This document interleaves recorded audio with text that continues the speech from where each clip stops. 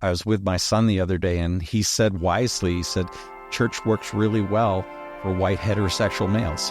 And it did. It showed me the way to become the successful male that the world kept telling me I was supposed to be. Love, love, don't lose love. In her college days, Laurie Lee Hall was a promising young student of architecture, known to the world as a young man. When she encountered the Church of Jesus Christ of Latter-day Saints, she saw a well-defined path that fit the gender she was assigned at birth. So she buried her past and went all in to become the perfect Mormon man. She married a woman, became a father, the leader of congregations, and professionally she rose to work directly with the church's top leadership. Wearing her male disguise, she became the church's chief architect, overseeing its most sacred building projects. But her past refused to stay buried, and she wondered, could she become who she really was without risking her family, her career, and her church membership, her whole world? Laurie Lee Hall joins us to talk about her new memoir, Dictates of Conscience, From Mormon High Priest to My New Life as a Woman.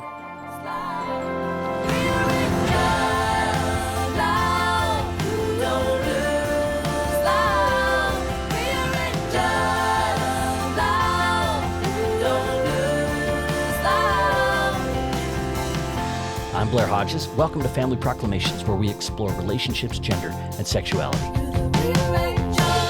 Laurie Lee Hall, welcome to Family Proclamations. I'm so glad to be here. I'm delighted. I'd like to begin back in January 2012, and this is when you were working as a chief architect for the Church of Jesus Christ of Latter-day Saints, also known as the LDS Church or the Mormon Church. And by now, you'd been involved with some of the church's most important building projects, including some of its most sacred buildings, its temples.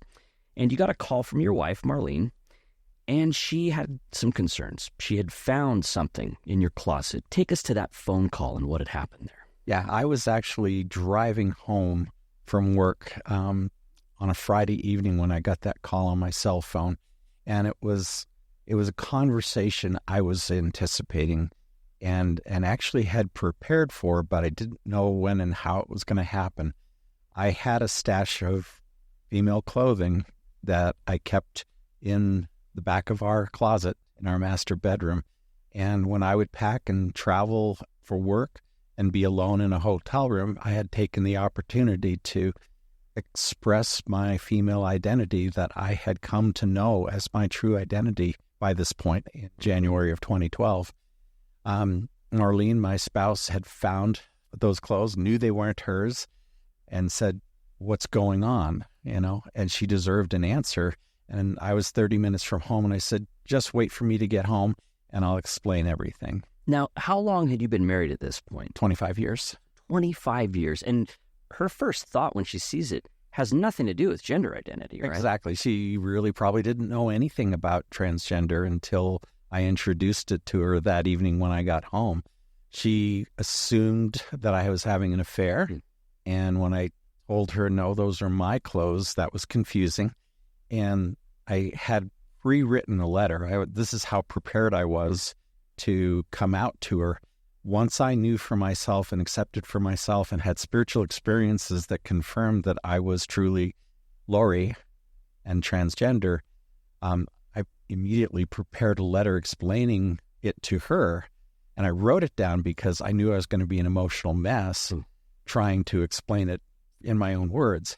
And so we sat down that night and we went through this letter that I prepared. It was brief and it was concise, and introduced the topic. But, her first reaction was, "Okay, you're not having an affair, but you want to go live with men and have sex with men." Mm-hmm. So it's about sexuality. It's sex. Yeah, totally.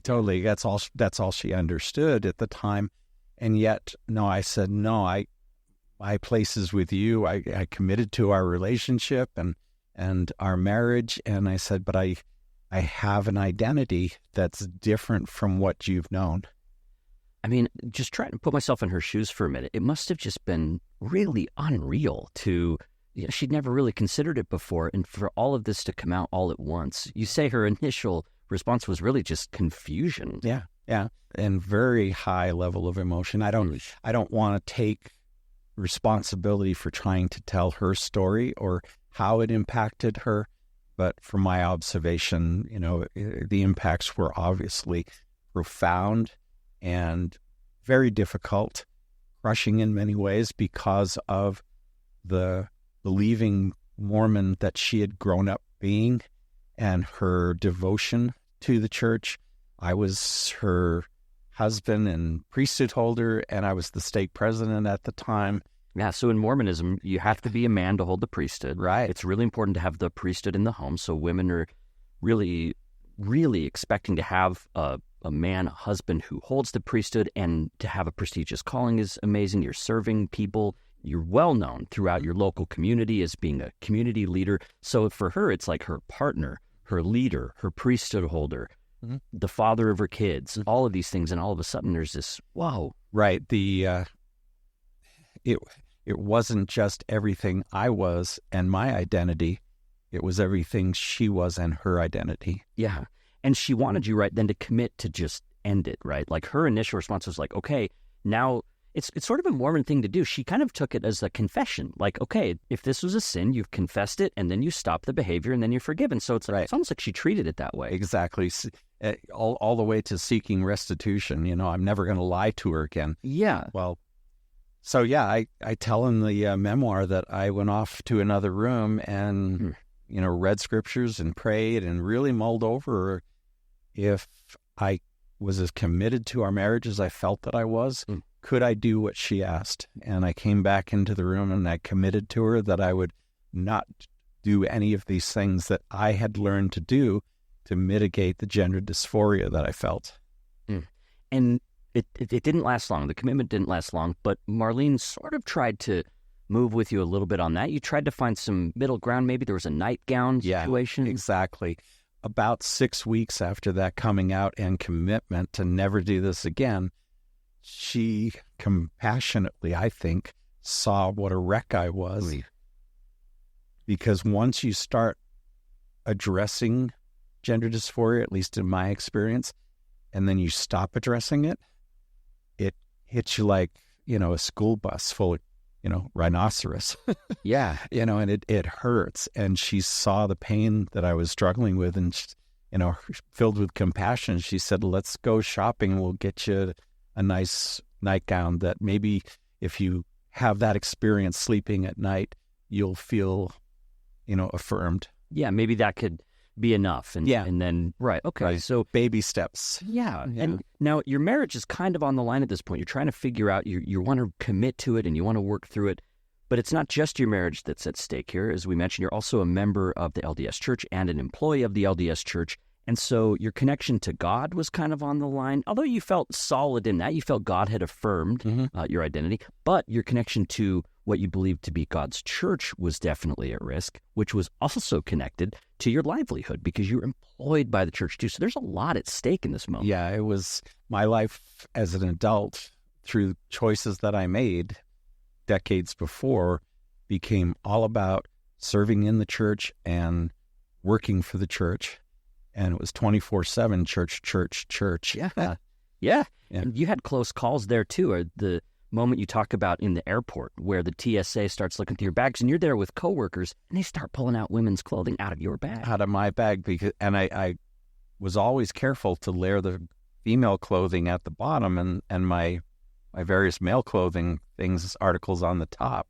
But when TSA rifled through my bag that time, it all came out on the table. It was really... You thought that could have been it, right? I thought there were so many times when I thought, boom, I'm done. Wow. I'm not going to be able to continue this. The closet is a deep closet when we're talking about being part of a high-demand religion like the LDS Church. It is. And, for a good section of the memoir, I describe how I buried my gender identity before going off to college and various times along the way when that just came out and crushed me again. But absolutely, the only way I could survive up until this point of time in January of 2012 was to just honestly believe it wasn't real and it wasn't right, and I wasn't going to ever let it happen until finally I had to. Well, we'll get back to this moment, but I just want to say right now, at this moment, 2012, your marriage is being rocked, your church membership might be at risk, your job and professional career could be completely derailed, and that's a big cliffhanger. But before we get to what happened there, let's go back in time to your childhood and to get a deeper understanding of your experience with gender, because what was happening in 2012 had very deep roots. It wasn't something new for you. And I think your book really gives people important insight into how children are socialized into our genders from a very early age. We learn what boys do and what girls do. And one of your earliest memories about this was when you were 5 years old and you were being taught how to pee correctly. So this is an intimate scene, but you really give us the details here. Right. It's the start of what I remember of being my gender socialization. I describe in a chapter that's titled "Learning How to Pee Like a Boy." Yeah. I describe at 5 years old, I'm standing in the bathroom. Mom's there with me. She's facing the toilet. And of course, she can't demonstrate for me, but she's describing to me that you can stand because of who you are, because your body is different from mine or your sister's. You can stand and pee into the toilet. It works for you. And it crushed me to first of all be pointed out that I was different. Yeah, you didn't know until that moment. I honestly, I don't remember playing doctor with my sisters. I just didn't know that there were, visible differences. But it hurt. I think using my 5-year-old voice in the memoir, I say I had a lot of unhappy feelings about this. The fact that Mom saw me as something different. And in some ways, it'd be like if she said, "Well, you're not really a member of our family." Yeah, it's like, wait, what? Yeah, and because you hadn't considered to this point. Like, this is when you first. Wait, what? Yeah, children begin understanding the differences between boys and girls 3, 4, 5 years old. Yeah. So that understanding that there was a difference was there for me, but the only male in our household was my dad, and I knew I didn't feel like I was like him. I felt like I had an identity, using an adult word, in common with my mom and my sisters. Yeah, and like you said, an adult word. Like at the time, you could. Yeah, all I could say at the time was, "What do you mean I'm a boy?" Yeah, what is this? What is this? You also, there's some really personal moments in the book. You talk about having DSD, difference in sexual development. So there's also intersex representation in your book. Mm-hmm. You have an intersex condition, and I don't know how to pronounce it. Spadius. Yeah, okay. That's the way I pronounce it anyway. The irony of it is standing to pee, to be completely vulnerable, actually doesn't work for me because of that DSD. Yeah. And I can remember trying to use urinals in the church office building as an adult and having to get really, really close to the urinal or I'd pee on my shoe. Yeah. Yeah. When guys would come up next to me and, they'd stand back with their shoulders thrown back and shoot pee across the room like a racehorse. Yeah, you're just like, okay, I'm not the same as you guys. Yes, yeah. And so I think it's good to point out, like, intersex representation, and not all intersex folks consider themselves trans or experience trans. So this is, you're trans, you're also intersex as well. So just to let listeners know, those aren't necessarily the same things anyway. They're not. There are differences as complex as our biology and everything about our physical nature and our inner sense of self. Yeah, and I loved seeing your inner sense of self start to come out with your sisters. You loved playing dress-up games with them. Up in the attic, there was these great clothes, but there was also something in the back of your head maybe said something's off. You kind of hid it from your dad, right? So there was a really interesting thing of like the innocence of a child, but also maybe kind of knowing there was something to hide. Somewhere in my pre-memory past, I just knew that getting caught dressed in mom's clothes by dad would be ugly. Which is kind of weird because, again, you thought of yourself as a girl. Yeah, so but I do outline some things where, I was terrorized by my dad a little bit. Yeah. In many ways. Let's talk about this. This was a really hard part of your upbringing, is a very difficult relationship with a volatile parent. Yeah. And my folks are still alive, and it has happy endings because they love me as their daughter now. But my parents were young when they had 3 children really fast, and I know that there were, it was hard for them. But yet I outline in the book several circumstances where I definitely experienced the difficulty of a dysfunctional home, and in some cases, some traumatic experiences. Was it hard to talk about some of those? Your dad's still alive, so Yeah. I mean, some of the stories are pretty brutal. Maybe give us an example. Give people a sense of like what the abuse kind of looked like for you. Yeah. Well, in the memoir, I describe how my escape as a 5, 6, 7-year-old in the summertime was to go up to my grandparents had a cottage on the coast of Maine. And It seems like a dream. It was a dream, and Wow. it was idyllic. And I talk about, being able to take my sand toys and my little swimsuit and walk down onto the Atlantic shoreline Yeah. at the beach and play all day and go home for lunch and all of these things. But to get to your question, I really think that my grandparents, in this case my mother's parents, got me out of the house that I was growing up in, as a relief from the tension that was there, which was always real. And that is poignantly sensed one time when apparently my mom and my sisters were also escorted out of our house, and taken up to the cottage in Maine as well. And I woke up one morning and I had been moved from my bed to a cot on the side of the room, and I saw my dad sleeping where I had been sleeping, and I was frightened. And I don't know why he frightened me, but at that point, which I might have been 6 years old, probably more likely 5 years old, because of what happened, I have thinking how small I must have been. Yeah. But I remember looking at him thinking, he's not supposed to be here. We're here, and this was safe, and this is my safe place, but now he's here, and I'm not safe any longer. And I can't say why I felt that way, but I absolutely know I felt that way. So I snuck downstairs and started talking, and he'd showed up in the middle of the night. He was taking his family back, to Massachusetts where we lived. And looking backwards, I can see how that was, a real power struggle between his in-laws and himself as who had control over his family. But a point that to me, as an adult who's raised children and now grandchildren, that was difficult was he came to take his family home in a 57 Ford Thunderbird, a car that I would love to drive in or own at this point. But how does a family of 5 That's like a fit in a two-seater. two-seater Yeah. coupe? And the solution was Dad flipped the driver's seat forward, revealing the spot where you might have enough space for a road flare or a quart of oil. Throw your backpack there or something. Yeah, not even. It would have to be a small backpack. Wow. And he said, get in. And in my childhood and teen relationships with my dad, I try to point out that his will far exceeded my own. And I recognized that, and I was obedient. And that's kind of a precursor of kind of how I lived my adult life, too, that those in authority could say, do this, and I would step in line and obey. I learned that as a child.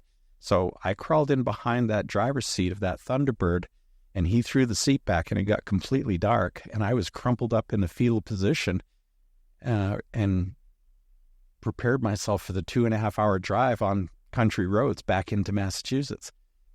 You don't see a lot of that on like a Hallmark card or like a Norman Rockwell painting of a kid crouched behind the seat of a two-seater. I've looked many times at photographs of what that space looked like, and I'm not even sure my purse would fit comfortably there. My sisters rode on my mom's lap, and we rode home back into whatever agitation we were trying to escape from. Your parents also made it hard on you in the sense of not giving you a really private space for you to grow up in. And not every kid gets their own room. I mean, I was privileged enough to have my own room as a kid. My sister shared a room, but it was a big room. Yeah, but they kind of shoved you in this little Harry Potter type situation. I call it the pantry in the book because it actually was the old pantry of this New England farmhouse that I grew up in. And it was probably half the size of the space where you and I are now talking. Yeah. And there were doors connecting all the other spaces around it. My sisters had to walk through my room just to get to the rest of the house. And it was not a private space, and it just kind of was what it was. And the privacy became an issue because, as a child, this is when you started kind of thinking more about your gender identity. Like women's clothes start entering the picture here. So talk about what you were experiencing as a child here. Yeah, and in reality, this is where I took it after the dress-up play era ended. So when my sisters had grown up enough, they're just barely younger than me, when they'd grown up enough that they didn't want to dress up play with mom's clothes anymore. And were you still like, let's do it, guys? And I'm going like, hey, come on. That was really good. Yeah. As an adult, I would say this is affirming, and I need this. Yeah. But as a kid, it was like, I miss this. And I had access to mom's clothes, and I snitched a thing or two, and it seemed to be working out. And, there were times when as a preteen and a teen, that secretly in the pantry at night, in the dark, I would dress in mom's clothes just to feel some relief and to feel affirmed. And when you felt that relief, are you talking like, describe it? Is it bodily relief? Like, what are you feeling in that? I would suggest, and of course science hasn't caught up with this yet, but there is something in the brain that just knows gender identity, and expression of that gender identity is so calming to the mind and to the soul. If we think like Latter-day Saints for a moment, our spirit and our physical body, and somehow where does the spirit reside? Is it in the heart or in the brain? But somewhere in that is my female spirit that just struggled with having to present and act like a boy all the time. And being able to, even under covers in the dark, present myself to myself as though I was a young woman and not turning into this pubescent, guy, it brought me inner peace, that I was fleeting, because it would only be for a little while at night. And yet it was, truly it was a form of self-medication. And you felt to hide it too, right? Like you didn't want anyone to find out this was going on. Absolutely not, because I just didn't know how the cards would fall. I just didn't know what would happen. Did you think it was something wrong with you at that time? Were you like, I'm broke, like something's wrong with me? Or were you just like, this just feels better? Yeah, no, it's certainly all of that, and both of that, all of it was happening. Yeah. There'd be times when I'd push myself to the limits of my little room and realize there's no long term to this, and I'd really get to thinking about it. Sometimes I just collapsed on the floor next to my bed and bawled my eyes out and wondered what mysterious force was making me be so different from what I believed was everybody else in the world. I thought I was the only one who needed this in order to cope. It was eye-opening to me to see you talk about going from being a child who wanted to be seen, you were confused by your mom not seeing you for who you were, to then entering these prepubescent like puberties, the wolf at the door at this point, and now you're like hiding. You go from like see me to oh no, don't see me. Yeah, exactly. And it wasn't really until I put these chapters together for the memoir that I really spotted that difference. And I think to me, it feels profound to recognize that a child with gender dysphoria or gender incongruence really does want to be seen, wants to be seen for who they really are. And yet, by the time I had enough life experience as a preteen to realize there's danger in exposing this thing, that it was like, no, I don't want to be seen. And one of the chapters in the memoir is Not Wanting to Be Seen, is the title. When you start picking up on social cues at school, too, you talk about that teacher who you had written like a short story. Yeah. And she started making fun of you in front of the whole class about it. Yeah, it was anonymous, but she knew who she was making fun of. But we had received from our English teacher an assignment to write a short story, but the first step was to prepare an outline. and to send the outlines in to her so that she could grade them and give some, appropriate criticism.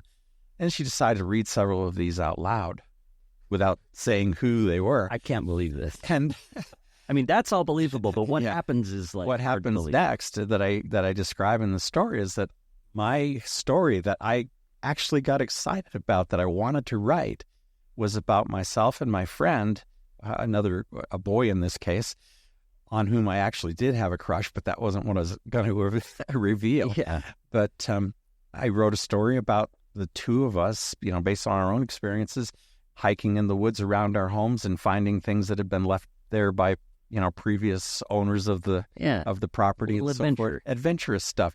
I wanted to write that adventure and maybe discover some mystery that we could solve. Hardy Boys. Yeah, exactly. But she read it, this outline to the class, and again, it was anonymous, but not to me. And she made it sound like I was going to write a story about, two lewd boys going off in the woods to practice inappropriate acts. Yeah. And she embellished it to drive the point home that this was about, homosexual perversion.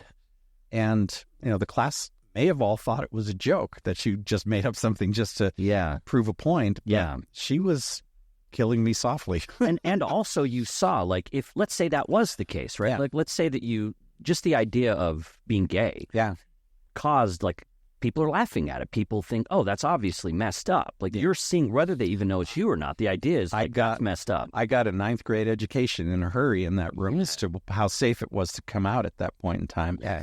I did have strong attractions to my friend. He was a boy, and I didn't feel I was gay. I didn't worry about that. I felt like that was a schoolgirl crush. I was the girl who wanted the boy. Right. Exactly. Yeah.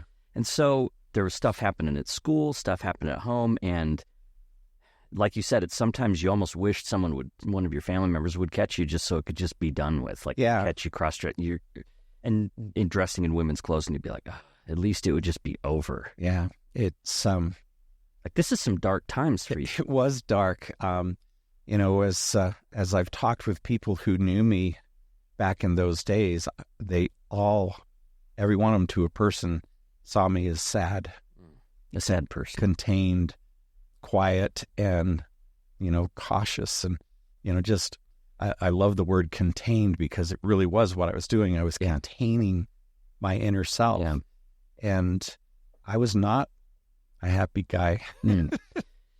And yet, there's something in you that had to find expression. And this is where you start introducing us to developing your talents of art, and which would eventually lead to your great career in architecture. And you found in art a place where you could focus and apply yourself and create and feel good about yourself. So, like all trans folks, we were always more than what your gender identity was. Of course. And this was something you could really throw yourself into. Right. And I did. I considered myself the art nerd by the time high school was on. And I was constantly producing artistic projects, both at school, during school, and after school, and at home when I had free time at home, honing my skills. And particularly once I think at 14, committed to becoming an architect. I don't know what caused me to think that, because I didn't know any architects. Well, I was going to be in the NBA. Yeah. I didn't make That's a tall tale. Yes. You made it. I didn't. But somehow I knew that if I could develop a robust portfolio, that I had a good chance of getting into an architectural school. But it also, as you point out, it was a way that I discovered that I could receive support and accolades for what I was accomplishing. Yeah. And one of the few places of expression that I had that were not only safe, but really fun to produce and to see the results. Yeah, I enjoyed seeing you kind of come out of your shell in that way. At least you found some expression there. You won accolades, you won awards, you brought honor to your school that was almost overlooked, but you had some really important teachers that kind of intervened. And this was a really important part to me, is like you had a few people in your life that very much affirmed you. They didn't know everything about you, but it seemed like there was just enough affirmation there to kind of keep you afloat. Yeah, and I could focus in that area of producing these creative works, and with my sights on the future. I think at one point I ran through high school like a sprinter in hurdles. Yeah. It's just like, let's just get through with this. Yeah. And eventually there was some recognition as a result of it, and that affirmed a part of me that's always been a part of me. We're talking with Laurie Lee Hall about the book Dictates of Conscience, From Mormon High Priest to My New Life as a Woman. Okay, so through high school, now you're getting ready to go to school in architecture, and you're in college, and this is where you encounter Mormonism. So you didn't grow up a member of the Mormon Church. Right. Talk about your encounter with Mormonism. What drew you to that faith? Well, as a freshman architect, I connected with several other students in our class, that a couple of young ladies. The gang. Yeah, and a fellow who eventually was my college roommate, who now lives in a gay relationship. Which neither of you didn't know at the time. We didn't know at the time, yeah, but that's getting ahead of ourselves. But we would often, after we ran out of gas on talking about our various assignments, we often found ourselves talking about philosophy and religion and all these college, that highbrow, young, impressionable college students would do. And one of the girls in that little group we had was a Latter-day Saint. And as religion was being talked about, the fellow Pete was a practicing Catholic, and Jane was a practicing Methodist. They had strong roots in their religious traditions. I had none. Yeah. And so as I listened to my friend Glenda talk about Mormonism, I thought, there's things there that sound really good to me. And this is sort of like a loving God. Like, what kind of ideas start to... Yeah, a loving personal God, a Father in heaven. Things like the beauty of an eternal family and the kind of family I wished I'd grown up in, but hoped to have established, in some future day.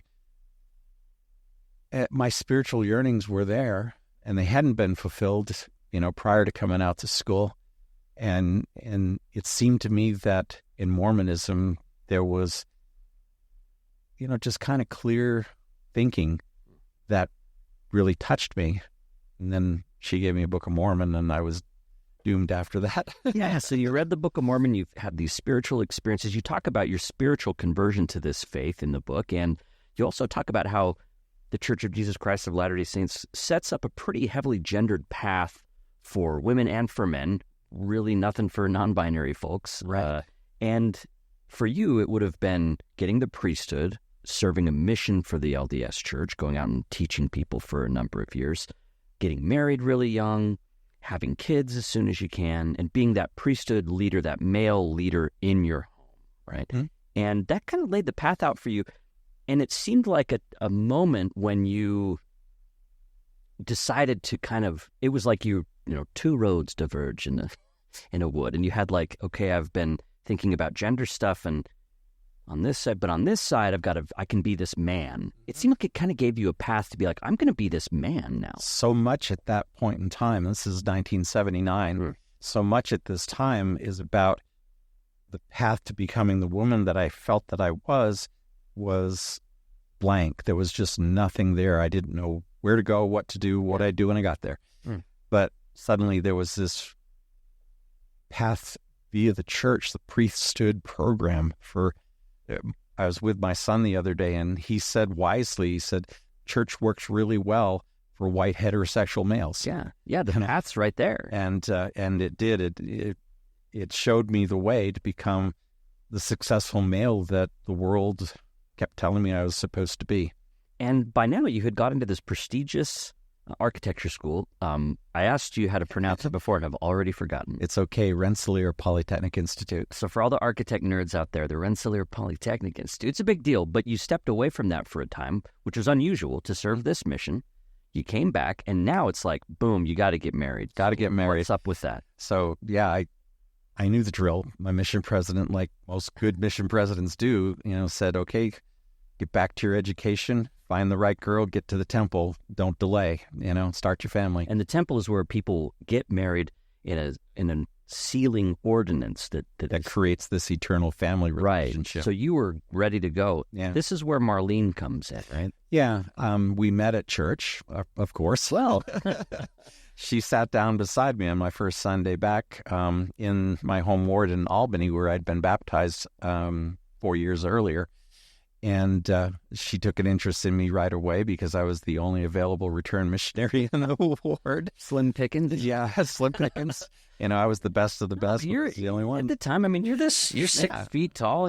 You have a presence about you. And I was going to become an architect and all these great things. And after studying this out for a while, I took the plunge and said, let's marry. And we... Did you feel good at that? Because you talked about having crushes on boys. Like, how did you feel as far as that's concerned? It's somewhere after I left high school and in getting to know other people and having a few relationships, somewhere Mormonism helped me to, particularly my mission, I think, to be reconciled with this notion of heterosexual marriage.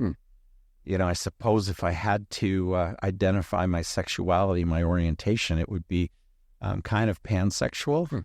I like to build relationships, whether it's male or female is less important to me because I'm not all that sexual, particularly anymore.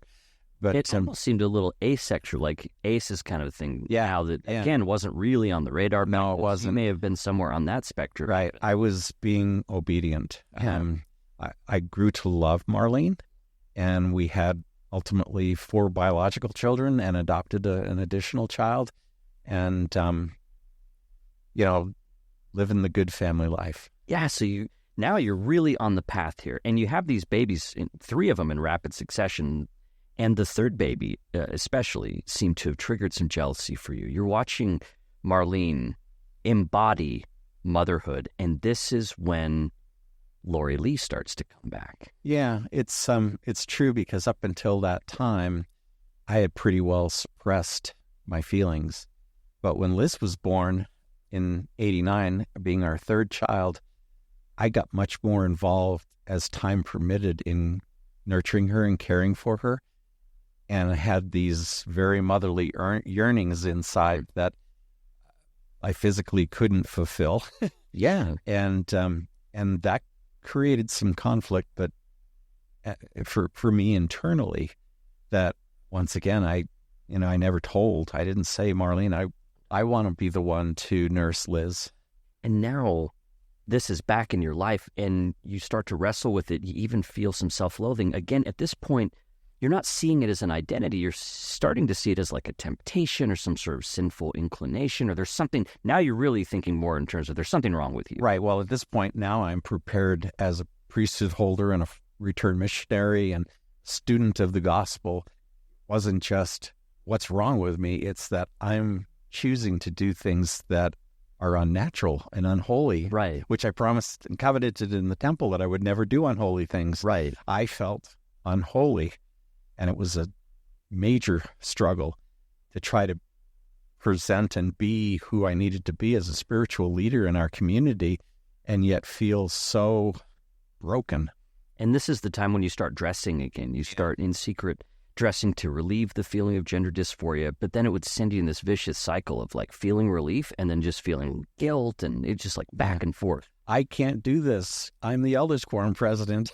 That's just, my identities were clashing. Yeah, and the elders quorum president is sort of the leader of the young men in a Mormon congregation. So not only were you an all-in Mormon, but you were also like supposed to kind of be this mentor, this representative of the greatness of Mormon malehood. Exactly. I was the promoter. And this particularly became an issue for me when the president of the church, Gordon B. Hinckley, announced a new family proclamation, a new quasi-doctrinal document. I'm glad this is coming up because people might not know that are Mormon that listen to this show. Family Proclamations, the podcast, Right. is sort of a tip of the cap or sort of acknowledgement of this document, which was a singular family proclamation that laid out the one right way to be a family, to be a dad or a male or a man or a woman or a mother.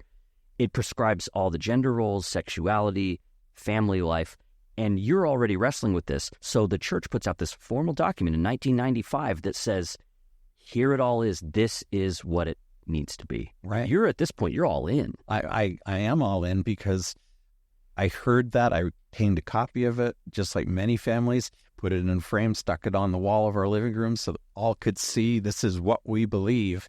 And as a priesthood leader in the congregation, I felt the need to learn this and live it as the example, but also to teach it to others. And through that winter and into the early spring became a significant flashpoint with gender dysphoria. Yeah, take us to that moment when you just cried out, you just shouted out. Yeah, I'd been really struggling because my inner turmoil was substantial. And one morning when I should have been already on my way to work, I was crossing the living room floor and my legs just buckled under me and I collapsed on the carpet, kind of behind a chair against the wall. And in agony, I cried out, I cannot do male anymore. That's not my normal pattern of speech. What I was specifically saying, and writing the memoir helped me to realize this even more, what I was specifically saying is, I cannot do anymore those male roles that are in this document. The paraphrase was, I cannot do male anymore. And I shouted it out in an empty house to no one to hear except maybe heaven. And I honestly was feeling suicidal at that point. I had a plan, and if I'd have gotten off my knees at that point, I might have executed it. This was in March of 1996. I didn't stand up at that point, which is important. It was good that I stayed right where I was until I kind of talked myself off the ledge and recognized the love that God had for me and that my family had for me. And that was enough to make me want to not end everything. But I went upstairs and I crashed in my bed early, in a weekday morning. And that's where Marlene found me sometime later. And it was months before I got my mental health back. Enough to be able to do things again. It was a terrible break, which I could not properly describe. My bishop recommended I meet with a therapist from LDS Family Services, then Social Services, and I did not have the vocabulary to explain to him that the real problem here, the root of the problem is I'm not male. I didn't have that. And you still didn't see transgender people, right? Like that just wasn't on your radar. I really didn't, you know, and we had access to the internet by 96, but I wouldn't have even known how to Google it. Yeah, there wasn't Google yet. There wasn't Google yet. It just, AOL. Wait, okay, 5 minutes. Right. You're on. Exactly. So I couldn't tell the therapist what he really needed to know. Yeah. And the only conclusion he could come up with was you need to change your venue, change your career. Yeah. I'd actually, because of this breakdown, I lost my position.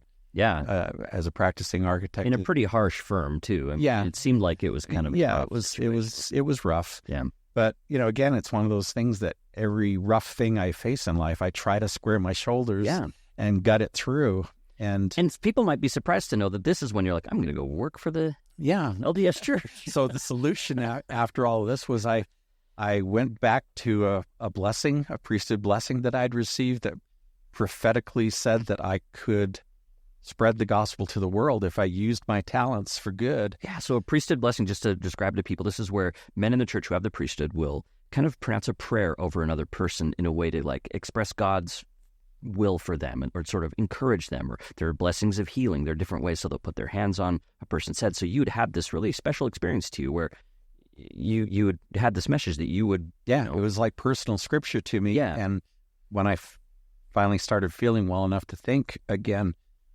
I thought now's the time, if ever, to really pay attention to this promise that I could give of my talents in a way that would bless the lives of people all around the world. Yeah, and see, members of the church also promise that when they go through the temple. That's one of the promises. Yeah. That they will dedicate their time and talents and energies to building up the kingdom of God. So, like, you are going to be doing that literally by going and working for the church. Yeah, at least I thought so. That was right. That was my goal at that point. And it seemed like a long shot, but you move out to Utah, so your family comes out here, and you get a job with the church, and then you start kind of rising in the ranks. Yeah, it was a miraculous event that I actually got the family moved to Utah and actually got a position in church employment within basically 30 days. Yeah. And then you're doing these great projects, and people start noticing like the quality of your work, and you move up until you do become a chief architect, and you're working on some of the church's most prestigious. Well, no, they are the church's most prestigious projects. These sacred Latter-day Saints would say they're the most sacred places on earth. Yeah, and you're right there working on directing the design and construction of scores of temples. In the full book, there's going to be an appendix of all the projects I've worked on for the church. Cool. Yeah, I have an advanced review copy, so I got a peek at the appendixes in a PDF. But there's a ton of cool stuff. Because most people around here in Utah know me particularly for having been the chief architect for the church. Yeah. And so I provided that Easter egg, if you will, of all the projects that I worked on. And at one point you had worked on the historic Salt Lake Tabernacle. People may have seen this giant domed building in Salt Lake City near the Salt Lake City Temple. So you had worked on the renovation of that. And then something happened in Provo, Utah. This historic tabernacle burns down. And it's this beloved historic building. And the church is talking about restoring it, but then there's this secret project that gets launched, a really exciting thing for members of the church. They're going to not only save this tabernacle, but convert it into a temple for the church, and you're going to be working on that project. Yeah, because I had led the team that restored and strengthened the Salt Lake Tabernacle, the shell of the Provo Tabernacle, another tabernacle of the church, another large meeting building for people in Utah County. The leaders of the church assigned me to lead this new renovation project of the burned out Provo Tabernacle. And we put together a plan and a report to the First Presidency indicating how we would do it and what we could do to restore it, preserve it as a tabernacle. And I was home on vacation one day by myself in the house, and I was utilizing my female clothing stash and present your time. Yeah, this is my time to present as Laurie. This is in June of 2011, before I'd come out at all to anyone, including Marlene. And I get a call on my cell phone from the presiding bishoprics office that says they loved the report that we submitted on the tabernacle, but confidentially, they want to know if it could be a temple. And only you and I and the very smallest number of your staff can know that, because if word gets out, then the presidency's hand is forced. And, and all. You can't explore it at that point. You can't explore it at that point. And, there would have been ramifications socially and culturally up and down the Wasatch Front. Plus, church leaders love nothing more than a grand announcement. Yes. And so the challenge was to prepare this grand announcement by providing a design. Could it work? Could this work? And if so, is it worth the effort?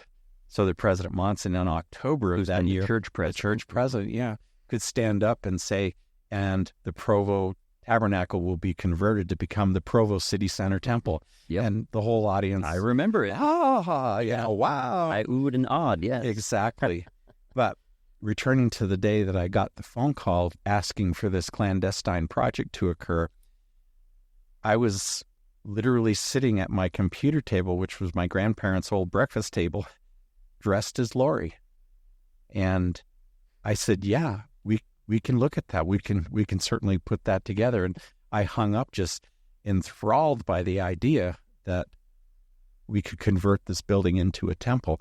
And I kind of knew how. It was like the idea flowed into me that, yeah, I totally see how this is going to fit. So I want to translate this a little bit because, like, for you as a church member, you believed in the concept of revelation, that God could inspire people, like regular people like you, anyone really. But in your position, working for the church especially, that God could help bring ideas to mind or help. And so you're Laurie Lee, and this process is happening, right? Yeah, like, exactly. And the other idea is in Mormonism, if you're living outside, like if you're living sinfully, if you're kind of doing things, if you're breaking commandments or not living right, that inspiration will be cut off, that you won't be able to access that. Exactly. And so, but here you are. So this moment really means a lot to you because you're experiencing this very Mormon revelatory experience presenting as Laurie Lee, which, for all you knew at that moment, might be sinful. Here it is. It's happening. It's happening. And so I grabbed some paper and I laid out the temple,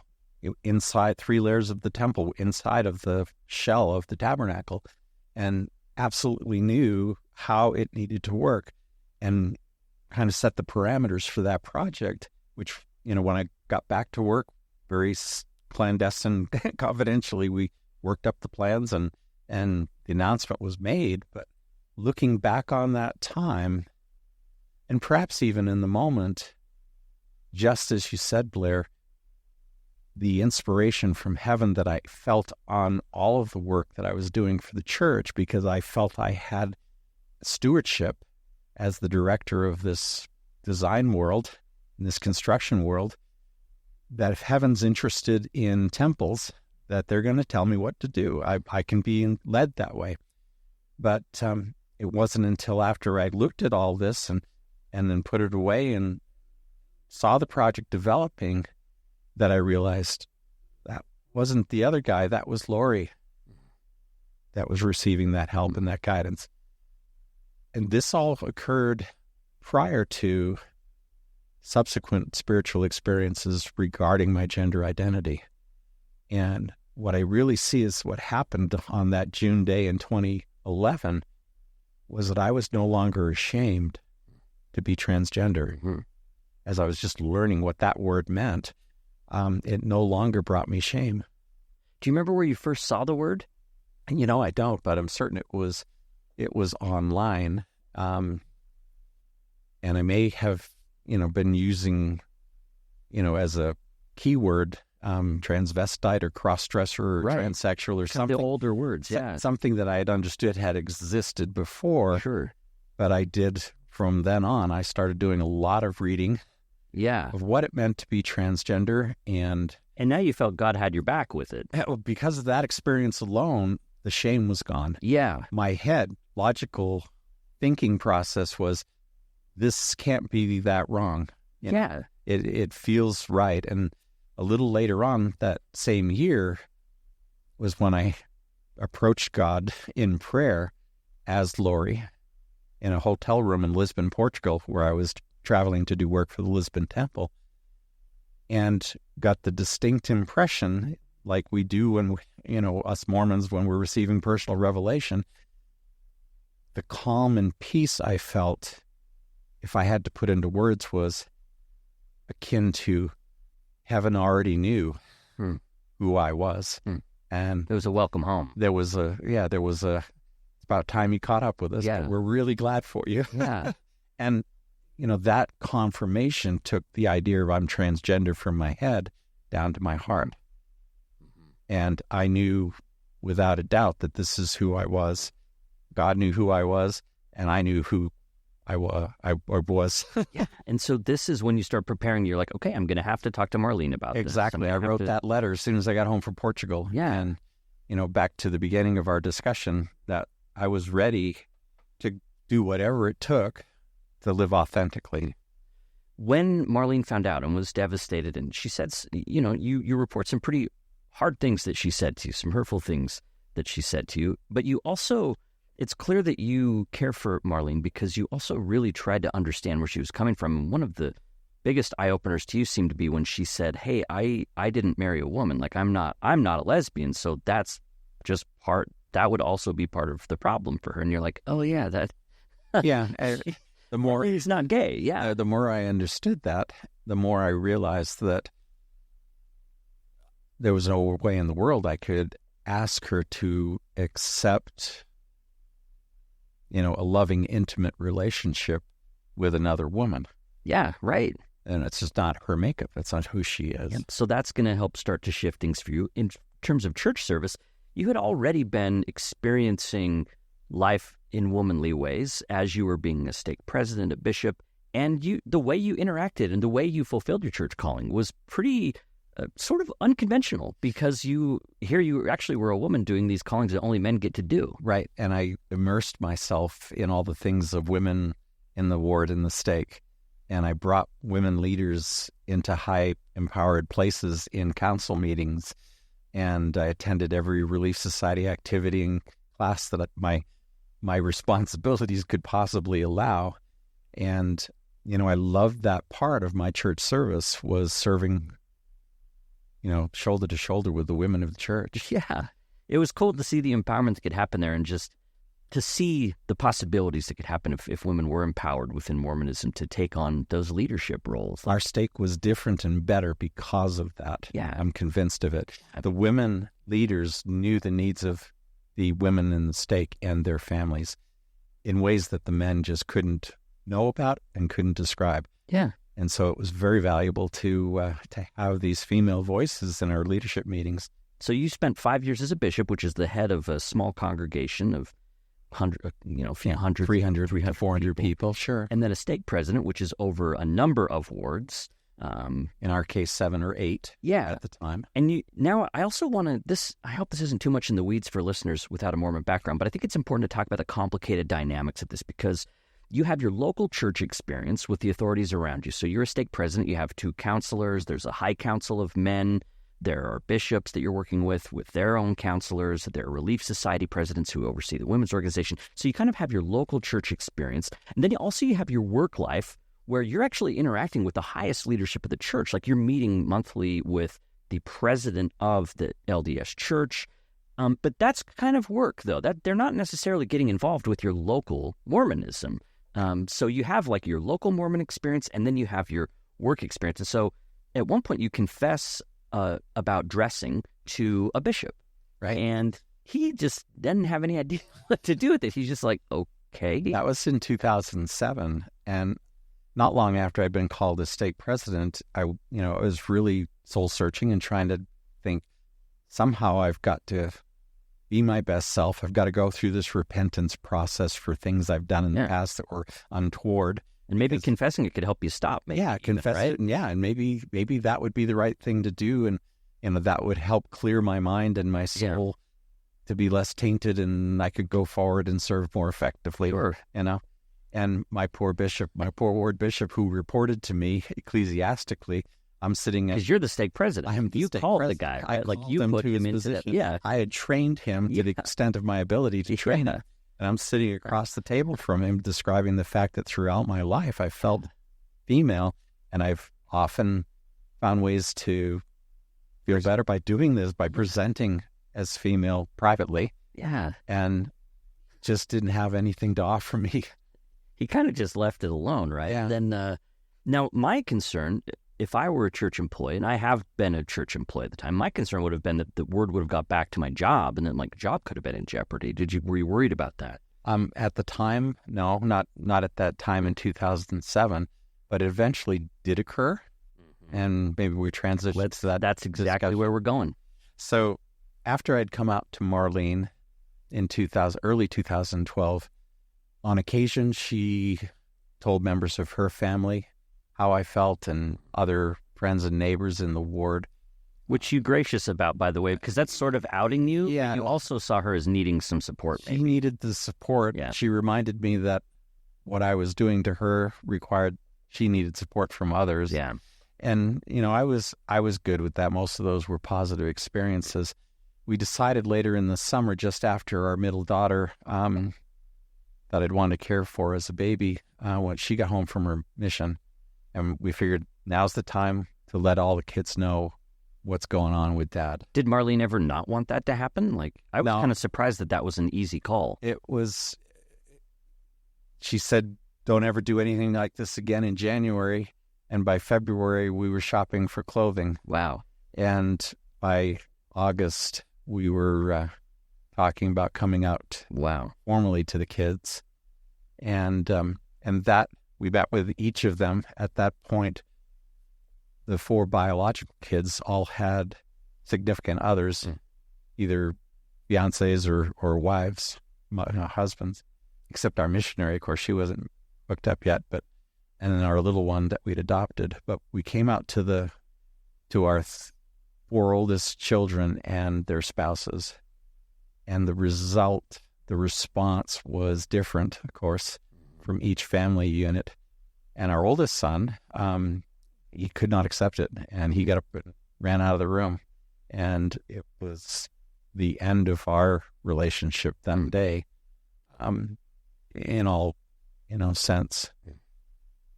Yeah, hard. This was, to me, one of the hardest parts to encounter in the book was to see that fracture. I mean, you love your kids, to be vulnerable with them and tell them who you are, and to encounter just outright rejection, almost hostility. And like you said, like, that's where it's at right now. Yeah, it's still that way. Hard. Yeah, we're 12 years later, and there's estrangement that's taken place. But it also created another complication because our oldest son, who I refer to as Isaac in the book, needed priesthood leader support of his own to deal with the crisis that my coming out to him had created.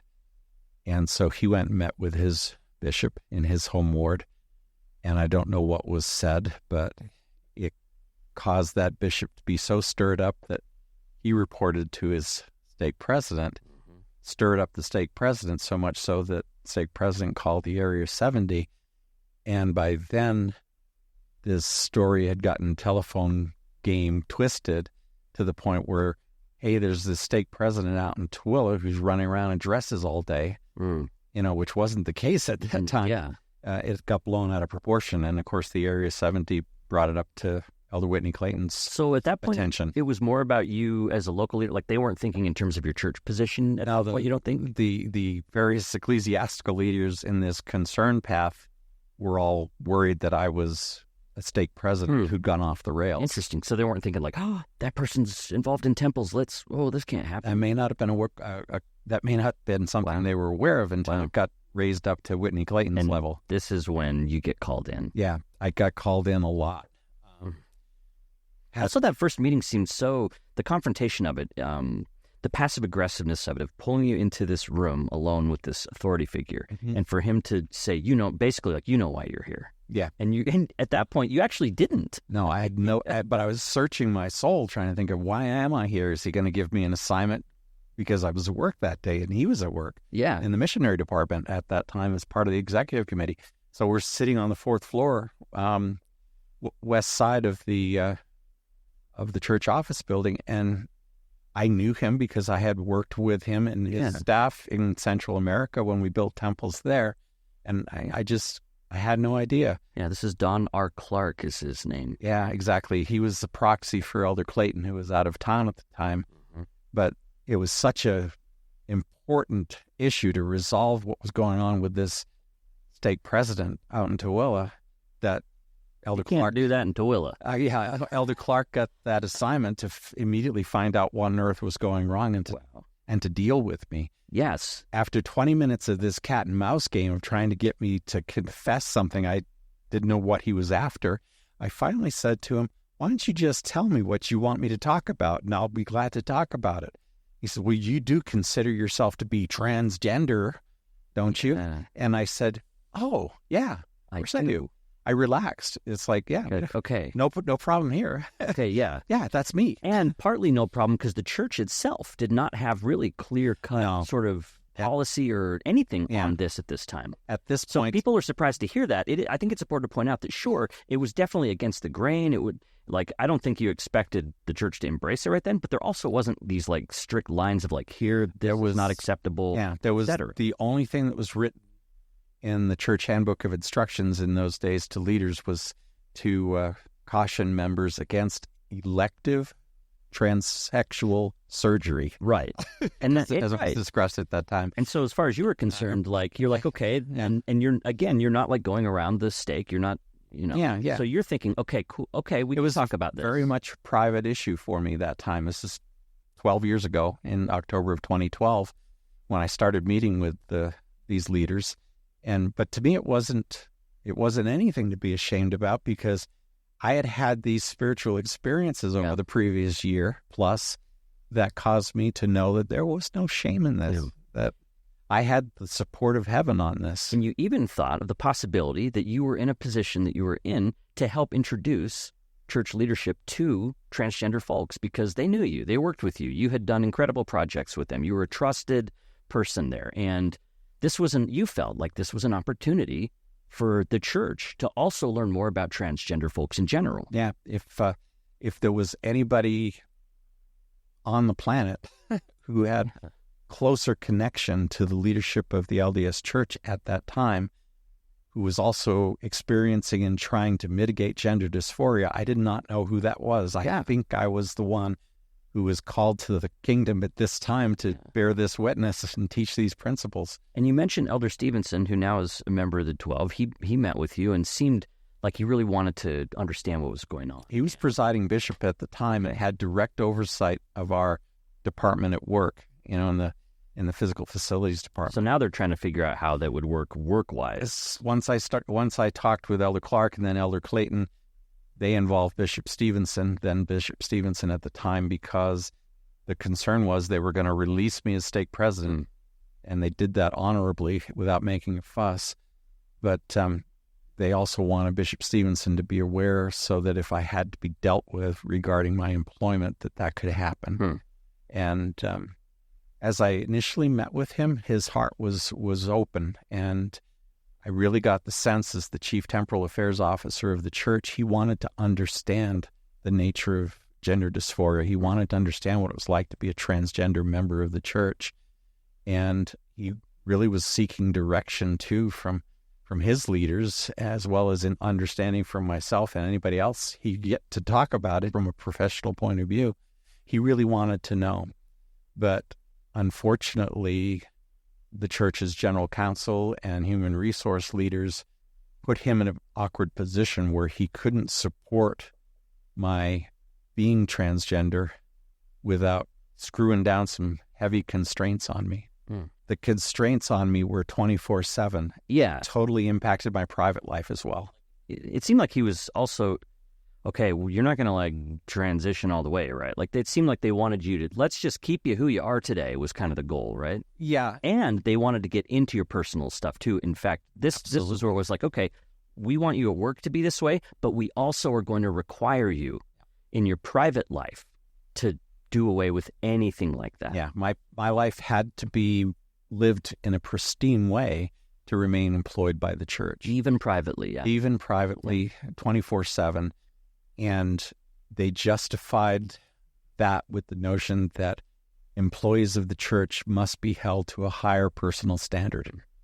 Well, they were holding me to such a high standard, I don't think that was the level playing field with the rest of church employees, but they really wanted to control me and keep me on a very narrow path, which unfortunately absolutely contradicted the medical support and the therapeutic support that I was receiving from my doctor and my therapist. That's the route you tried to take, right? Because you thought, okay, if I come at this from, hey, this is a medical and mental health concern, and here I have doctors that I'm working with, can we approach it that way? This is an accommodation situation. And I specifically, on many occasions, used that key word accommodation as a means of hopefully creating a circumstance where I could have some leeway to mitigate the dysphoria that I felt.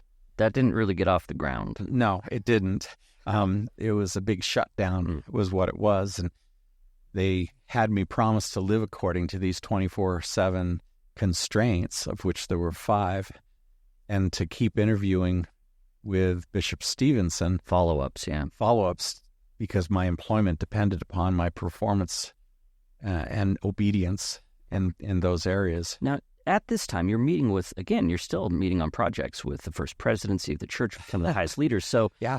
at what point did you have any, you described a few encounters with them at this time, but it doesn't seem like they directly talked to you about it. No. There was moments where they talked around it. Maybe give an example of that. Sure.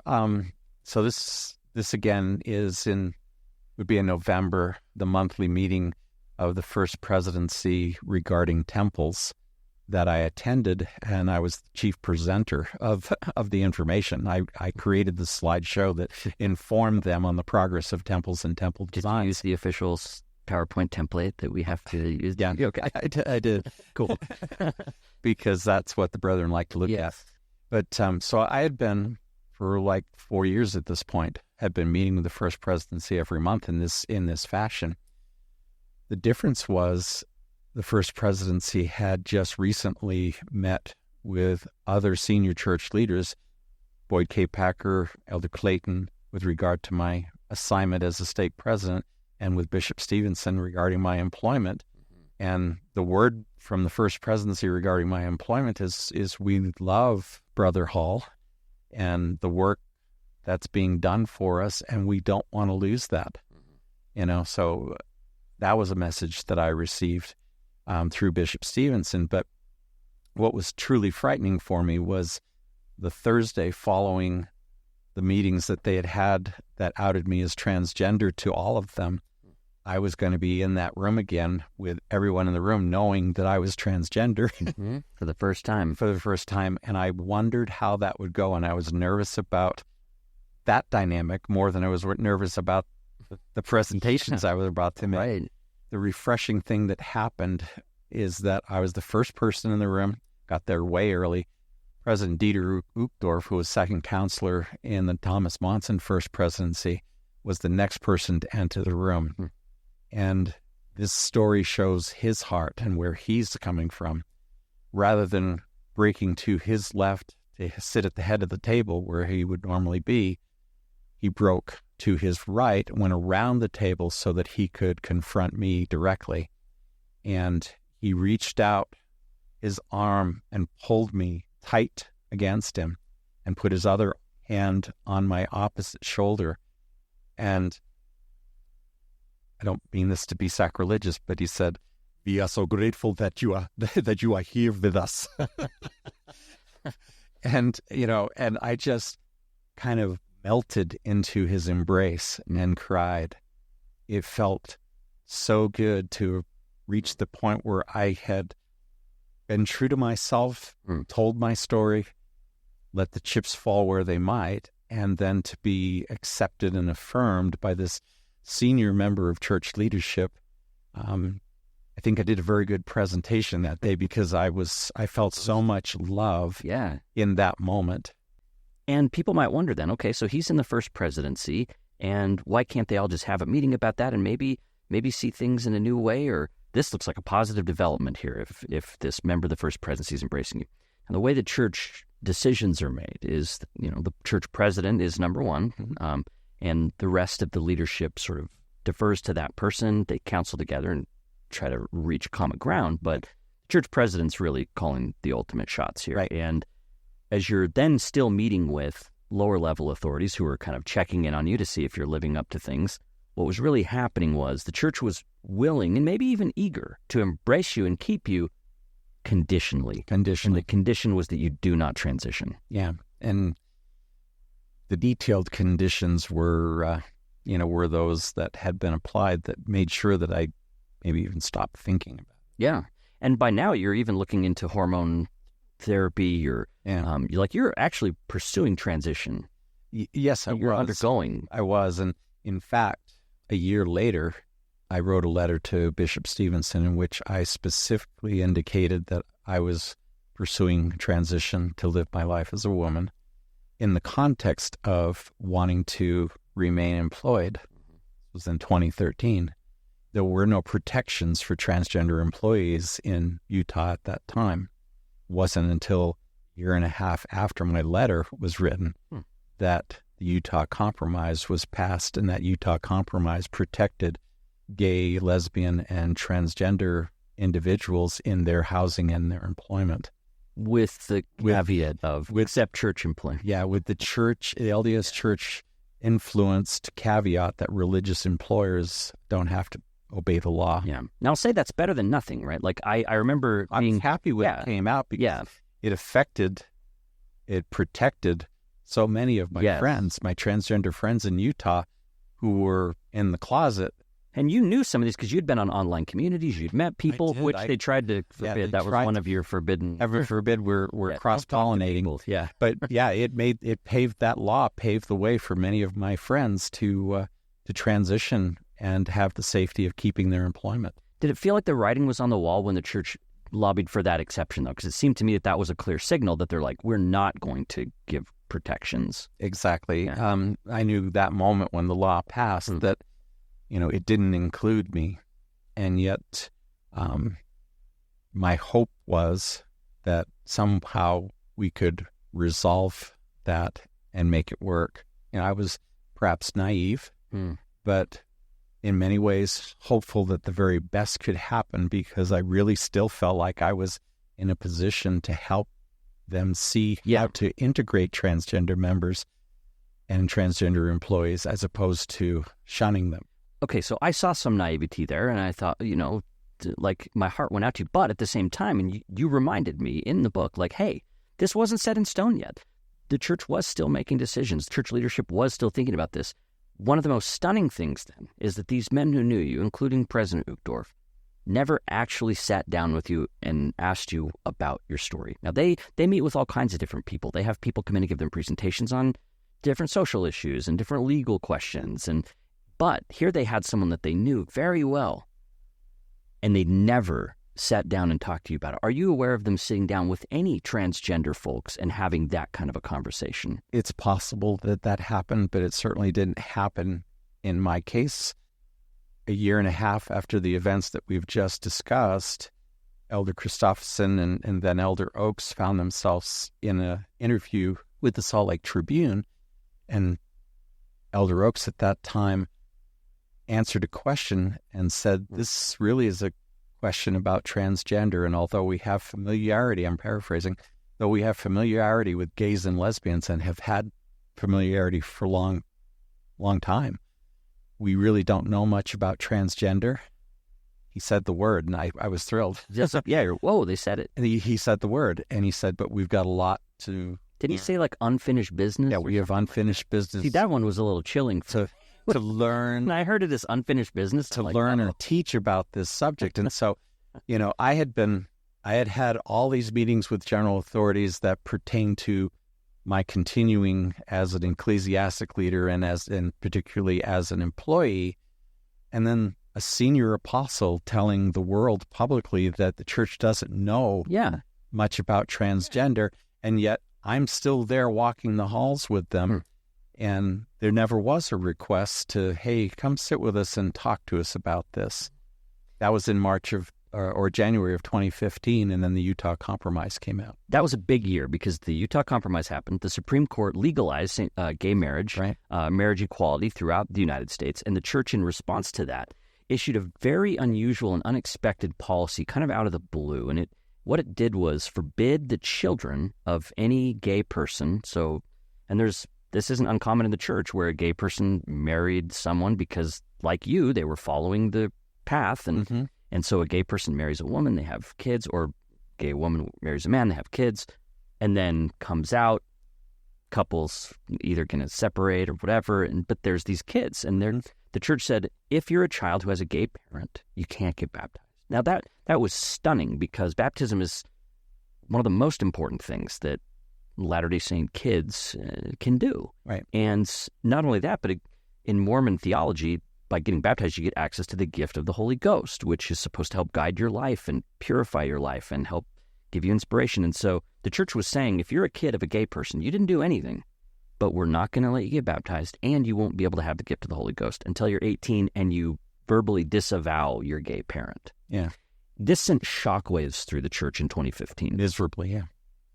Yeah, it really did. And although it didn't exactly pertain to my circumstance, Marlene and I did write a note to our stake president and asked us, for a fact, I was at that point close to my full-time transition, we're going to look like a same-sex couple at some point. Do you know how that's going to be handled? And he said he hadn't received any training at that time. It was evident from things that happened afterwards that he got trained. He got trained. He got trained and schooled us as well. But the policy of exclusion, which is what you're referring to as a discriminatory act of the church against minority sexual orientation, it hurt so many people and family members of gay and lesbian people.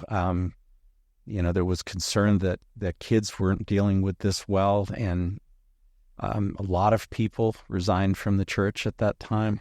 And there was this specter of apostasy placed on anyone who was living in a same-sex marriage, using the church's terms, which was now legal in the United States. And apostasy means you're kicked out. You lose your church membership, all of the blessings, all the ordinances. And you're a social pariah. Yeah, you're cut off from... You're cut off. Now, Mormonism doesn't have like formal shunning techniques. And I've heard of some high-demand religions that are much more like... There are some groups that will just like, you can't even talk to people. Within Mormonism, there's a sense in which they want to reclaim people. They're like, so they want to be like, we actually... We'll excommunicate people in hopes that they want to like fix their life and come on back. So they'll kind of like leave the door open, and some people will be kind, but it's not always that way. So let's talk about your own excommunication experience. Sure, and there are huge swaths of exceptions to that desire to have people come back. There are certain individuals that come back on these terms. On these terms, yeah. But in the case of a same-sex marriage, the terms would be divorce your partner, disavow, live celibate and we'll talk. Yeah.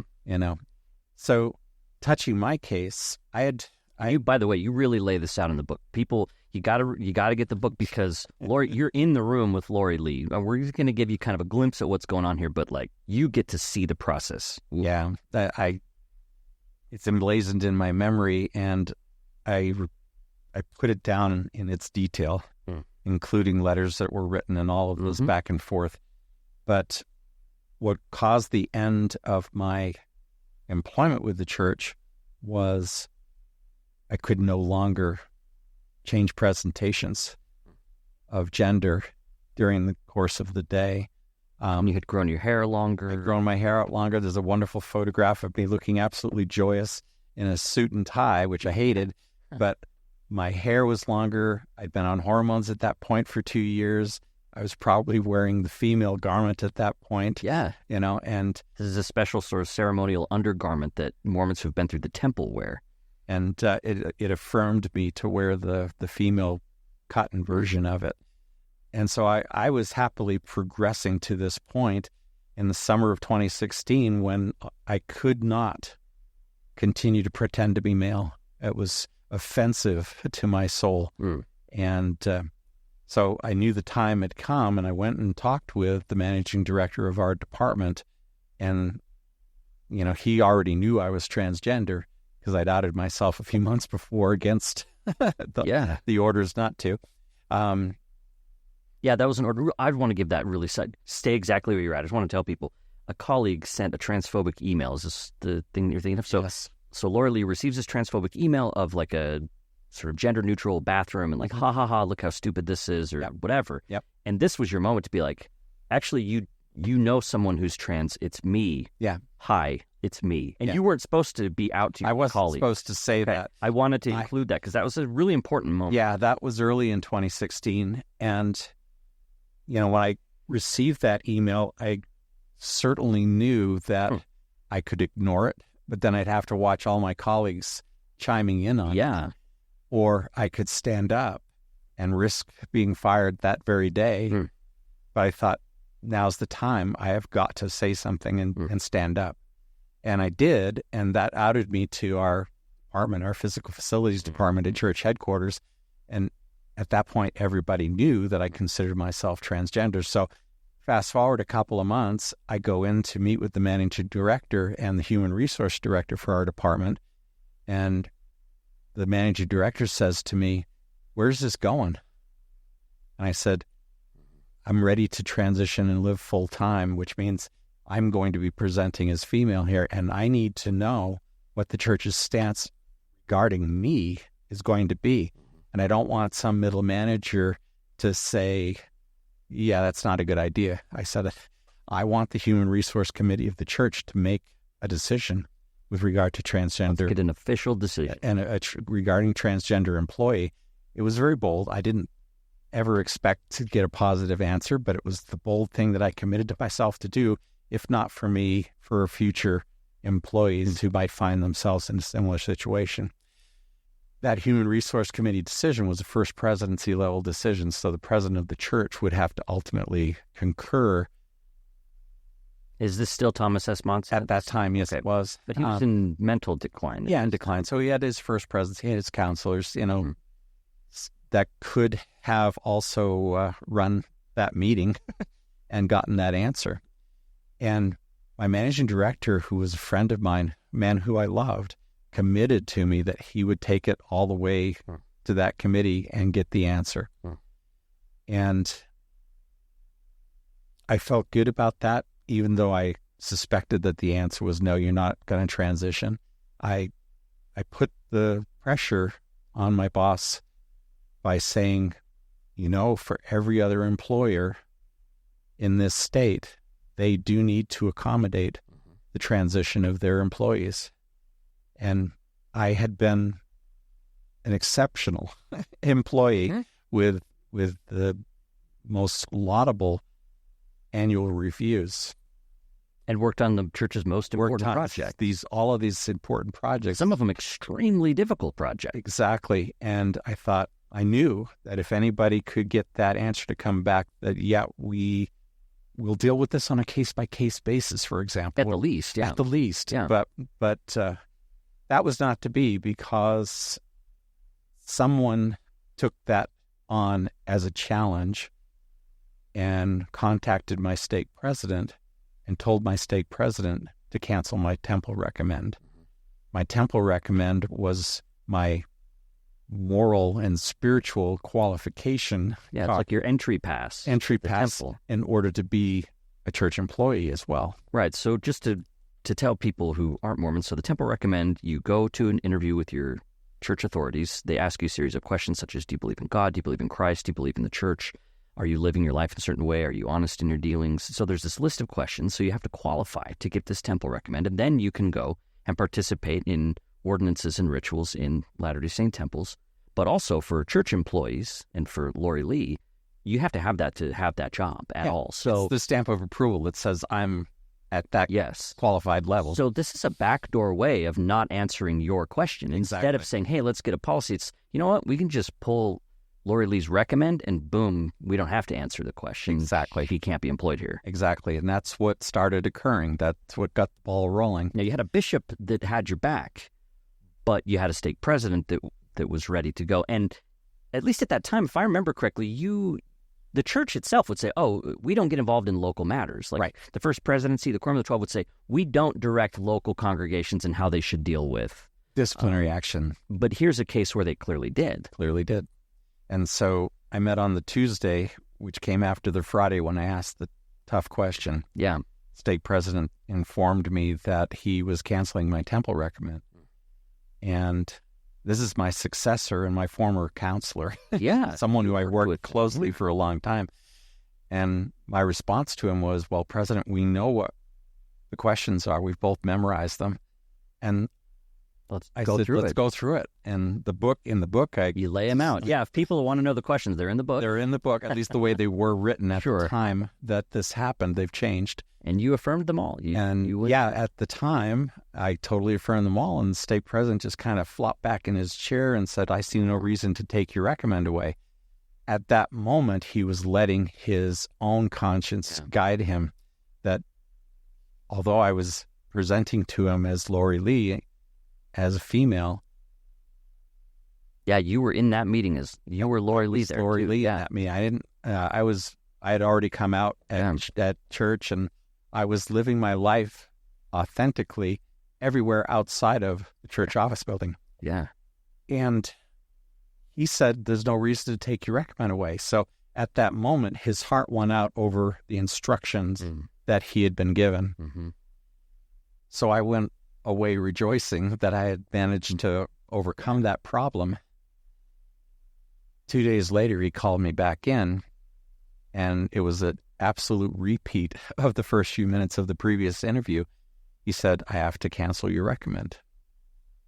And I knew I had done all I could the previous interview, so I just sat there and looked.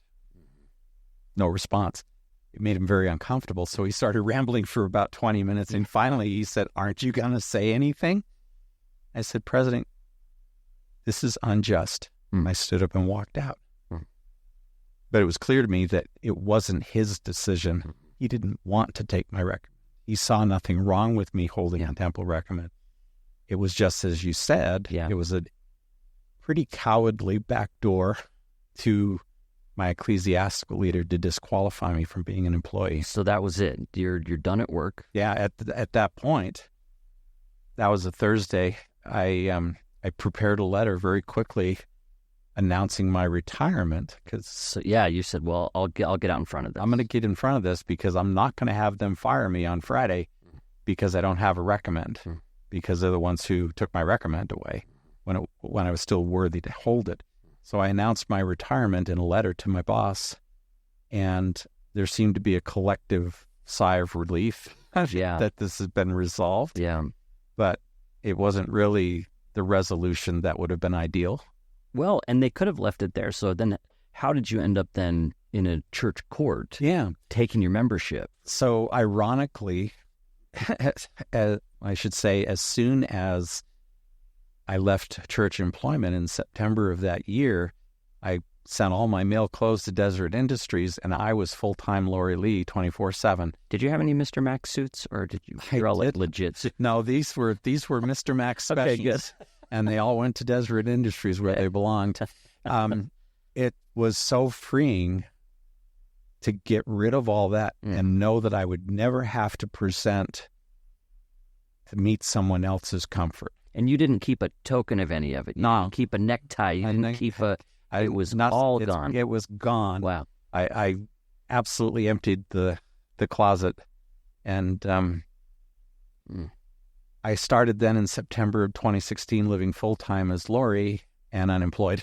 Yeah. And what led to the disciplinary council was, and I didn't realize this was happening, although we capture it in the book, during 2016, some very negative instructions were being given to stake presidents in their quarterly meetings with various Area 70s regarding transgender people. It was usually Whitney Clayton was one of the folks. Do we know like who kind of oversaw these trainings or directed them? I have connections to two documents that we have from WikiLeaks from June trainings, and it was senior members of the Quorum of the 70 that would have been under direction of the presidency of the 70 and so forth at that time.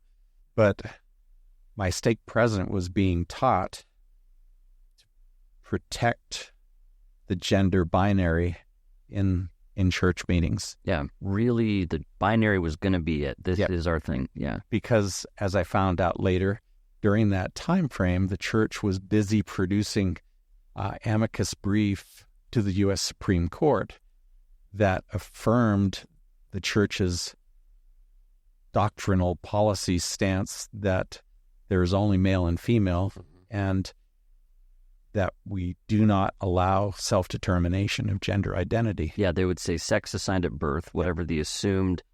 And this is the hard thing about this is where are you going to put that? Because chromosomes, there's chromosomal variation. Yeah. So it's not just XX and XY. There's body morphology differences. There's all kinds of actual biological sexual differences that don't fit the binary. But still the church was going to say, we're going to be binary and we're going to say that is gender. Yeah. And that's what gender is. Yeah.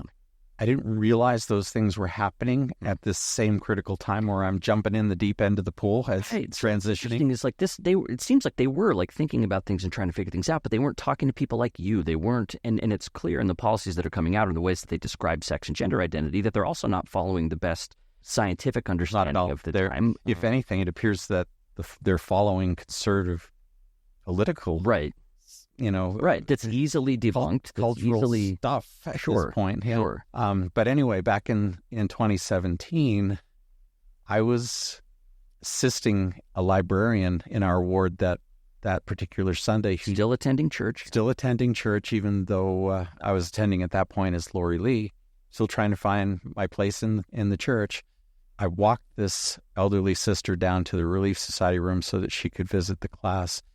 And I entered the room and sat down with her, knowing that she and I were going to have to leave in a few minutes to go back to the library. It created a firestorm in which the stake president felt, I think, very uncomfortable that I had put him in that position of having to draw the line and say, you can never attend Relief Society.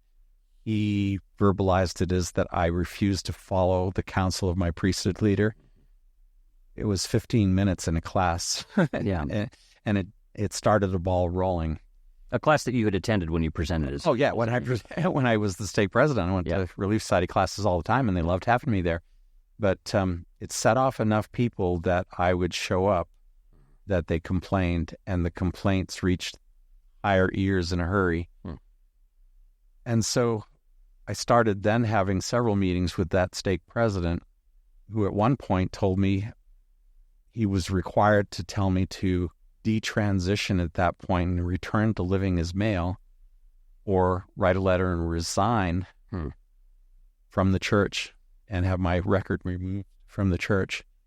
And my response... Did they not know you enough to know that you were not going to resign that way? Like, how did they not know that you were like, I'm not resigning? This was all manipulative to somehow get me to come down off of, my soapbox as a transgender woman. Do you think they thought you might detransition? I seriously don't think so.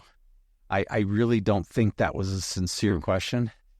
The irony is, another friend of mine in Utah was told exactly the same thing by their stake president the week before. Very specific. And we found out that specifically that stake presidents all over the place were saying detransition or resign. Or resign. Not they'll excommunicate you, but they were just like, or resign. Right. That would make it easier for him. It would save everybody a bunch of time and agony. But I told the stake president, I said, you know very well my medical situation. I cannot detransition at this point without returning to the horrors of living on testosterone. Yeah. And how that was killing me. Yeah. And I said, it's not in my heart to resign from the church. I don't know what he was going to say next, but what he said next made kind of logical sense, since he asked me to leave the church. He said that then we'll schedule a disciplinary council. And the outcome of that was obvious. They wanted me out of the church. Foregone conclusion. And they were going to follow a process to get that done one way or another. They did also try to use your wife against you in that moment, in telling her that, hey, your membership could be on the line here as well, which terrified her. Yeah, in that very same conversation, just as he said, we're going to schedule a disciplinary council, he then turns and looks at my spouse and said the most unbelievable thing that could have been said, knowing they were going to excommunicate me for being a man, in their mind, man who was dressing as a woman. And he said to her, we may have to apply church discipline to you as well if you stay with him, quote unquote, because you'll look like you're in a same-sex relationship. So they won't accept me as a woman. They declare that I'm a man. But also they're looking at her and saying, you can't be with this woman because that's a same-sex relationship. All in one breath, he said this, and my mind exploded.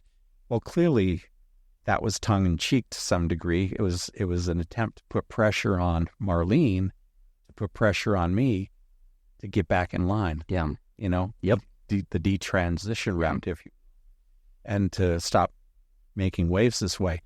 I also heard that other stake presidents had said those very words to the spouse of a transgender person, like the same week.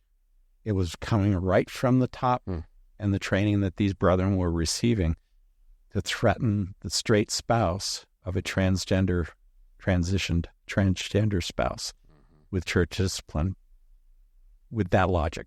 Well, spoiler alert, the disciplinary council didn't go well. To put it mildly, you lost your church membership, you appealed that. You never did get a chance to talk directly with the people who you had worked directly with, the top leadership of the church. Yeah, even at that point, the appeal was somewhat perfunctory because clearly it was coming from headquarters. So, yeah. And if my appeal letter ever even made it to the desk of any member of the First Presidency. Yeah, and it might not have, right? It might have just, but this is the thing in the church, you don't get to know. You don't get to know. You don't get to know, and you don't get to have those follow-up conversations.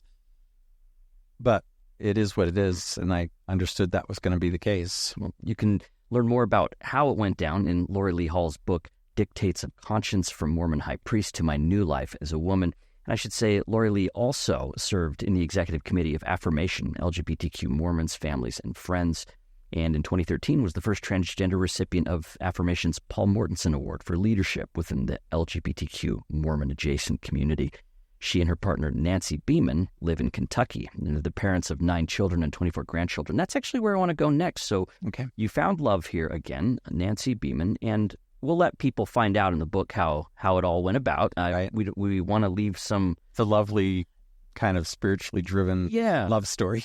Yeah, but here it is. Now you're going to Kentucky, which not the most liberal place, not the most trans-friendly place, but you did find that you had an opportunity to use your architecture skills there, that there was I think an old city hall, was it? County courthouse that needed maybe some renovations, and you got looped in, and all of a sudden, all these conservative folks in Kentucky are meeting with this new neighbor, this transgender woman who's moved in, and your experience with them was very different than how it went with church leaders. They may, maybe they weren't okay with you being trans, but that didn't become an issue, and they embraced you and worked with you, and that was great. Yeah, it is exactly as you describe it. If there was any challenge on any of their parts with who I was, it wasn't apparent. We find that, having lived in many places in the country, that the general population around Louisville, where we live, are very, very nice people. They're some of the nicest people in general that either of us have met anywhere in the country. And when I first arrived there, I had a little bit of concern that conservative Kentucky might be a problem. Louisville's one of the most of 2, perhaps, liberal places in Kentucky. But it's Mitch McConnell's hometown. Yeah. Rand Paul is seen wandering through there from time to time. It's a tough place in many ways politically. But after I'd been in Kentucky and with Nancy for just about 2 years, I caught wind of the fact that our county, the state, was actually replacing our historic county courthouse, which was one of the oldest courthouses in Kentucky, with a brand new facility. And I found the drawings of what that brand new facility was going to be, and I thought, this is kind of weak. It doesn't look like what they could accomplish here. And at that time, the plan was to demolish the historic courthouse and build this 21st century mega courthouse. I reached out to the judge executive. In Kentucky terms, he would be the chief executive of a county. I introduced myself and said I'd love to be able to contribute some ideas to this. And I got kind of a thank you letter back. Yeah, everybody has an idea, kind of thing. And I thought, okay, that's the end of that. Yeah. And but then a few weeks later, his assistant called and said he wants to meet with you. And I thought, oh, this is fun. And so Nancy and I went together as this transgender, lesbian, queer couple. Yeah. And because if they couldn't deal with who I wasn't going to work with them anyway. Right. Smart. And so we sat down together with the chief executive for the county, and I presented my ideas and resume and all this. And at the end of the meeting, he said, this is great.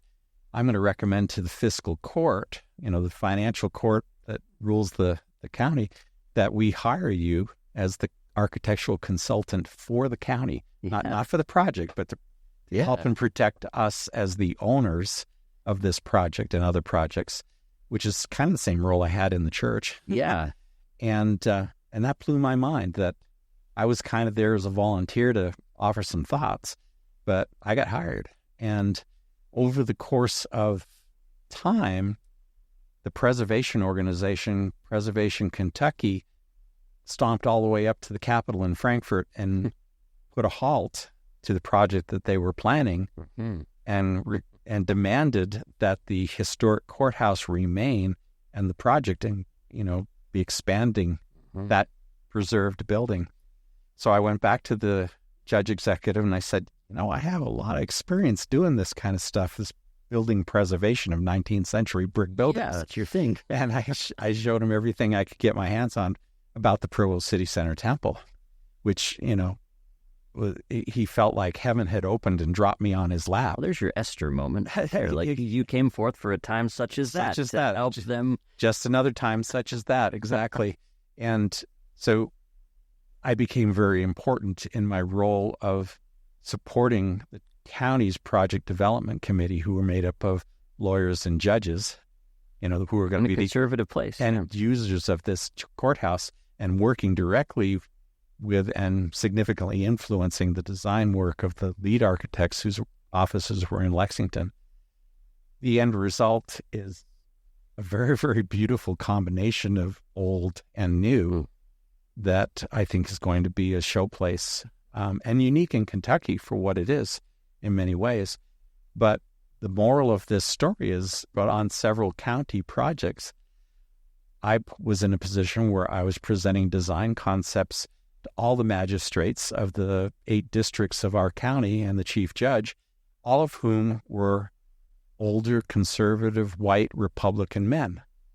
And I'm standing in front of them presenting as, usually an address, presenting as the lady architect consultant to the county. And I never once heard anything or felt anything that was untoward concerning who I was. They loved and appreciated my skill as a professional woman. And, there's much rejoicing because I was able to realize what it would be like to practice my craft at a higher level than just house renovations, and to do so in a place that doesn't even have Democrats run for office. Yeah. Because there weren't any. You might as well not run. You're going to get elected. Exactly. But it has only been a positive experience. It's wonderful to see that triumph, especially because you ran into some work issues after you left the church. The church seems to have talked to its connections at different firms and kind of made you persona non grata. It was... As I shifted from living in Tooele to living in Salt Lake, I tried to open a private practice in Salt Lake, practicing architecture. I still have some projects underway that I started while I was here, but I had also interviewed with a number of the firms that I worked with during my time at church headquarters, all of whom still have contracts with the church on major projects. All of those interviews went really well, and this was in the season just after my retirement from the church, until all of a sudden in January of 2017, those conversations halted. And I later learned from some colleagues who confidentially shared with me that everyone was told, church employees and church consultants were told to have nothing to do with me. And so there was no place in Salt Lake where I was going to be safe working with anyone. Also had to work with the church. Where the Utah Compromise existed. Kentucky doesn't have there's no Kentucky Compromise. Yeah, right. And in reality, the laws against transgender folks in Kentucky aren't all that positive. Yeah. But it's part of the South. I liked seeing you rise up into your strengths in the book. And there's so much that we didn't talk about. We didn't talk about how the divorce went down. It seems you're in a pretty good place with Marlene now. We're co-parenting our littlest one who has special needs. Yeah. And, we've come to some understandings of... I'm sure there's pain. How that went. Yeah. Yeah, no question. But, we're not enemies. That's important. Yeah. And then with your parents, you were able to They embraced you as Laurie Lee. People can read about that in the book. There's so much. Before we get to regrets, challenges, and surprises, which is the final segment, I did want to ask one thing. I wanted to ask you what your favorite thing about being trans is. Like, what brings you joy as a trans woman? That is an interesting question. No one would want to have to be in this situation. No one that I know anyway is really that happy that they had to go through life in this way of being incongruent between identity and biological sex. As it's currently defined, we live in a Western society that doesn't appreciate transgender individuals, say, like Native American cultures, honored what they refer to as their two-spirit community members. Our culture does not yet validate or appreciate let alone honor. Yeah, in some states, erasure is on the agenda still. Yep. So what do I appreciate most about being a transgender person? I think it's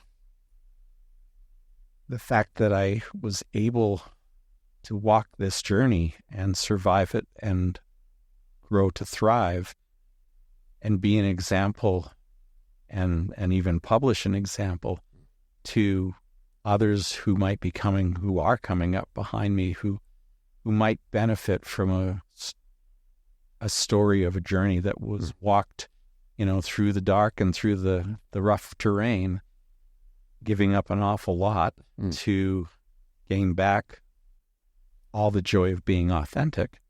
I mean, if there's anything good about being a transgender person, it's getting to the other side and living authentically. And wow, if Laurie Lee, little Laurie Lee, could have seen this book, what a difference that could have made to even see the possibility of it. Yeah. I would have had a different life. I mean, I know that there were points in time when I was absolutely ready to live authentically, but didn't know how. But as I've gone back and thought about these alternate histories and what could have been had information been available, had health care been available, my life would have been very, very different, and I think I would have experienced far less pain and struggle. I don't regret the things that I lived through, but I'm sure glad I'm where I am now. Again, the book is Dictates of Conscience, From Mormon High Priest to My New Life as a Woman by Laurie Lee Hall, published by Signature Books. Okay, let's conclude with regrets, challenges, and surprises. So this is about doing the book itself. Okay. Now, we're doing this interview. The book's coming out next month. Right now it's October, right? And it comes out in November. Is that right? Yes, it'll be out everywhere on November 20th, which is during Transgender Awareness Week. Okay, cool. Which is a beautiful thing that during that week that helps us to turn our thoughts to the transgender community in the areas where we work and live and play, that this voice can come out and be a part of that awareness. Yeah. I want listeners to know that if you don't know any trans folks, the chances are high that you do know someone that's experiencing at least gender dysphoria, and that if the world was a different place, be living like a ton of people don't know that they know someone. So even that week really matters. It really does. Yeah. Interestingly, statistically, if you look at any LDS ward anywhere, the 300 to 600 members means there's 1 to 2 to 3 individuals who are experiencing gender dysphoria. I'm aware of, I think, 9 members of my stake from when I served as stake president who have come out, transitioned, contacted me and said, you were a great stake president and you kind of helped me to be able to become who I am. And I've rejoiced over that with them. It's the folks are there, even if you may not know it.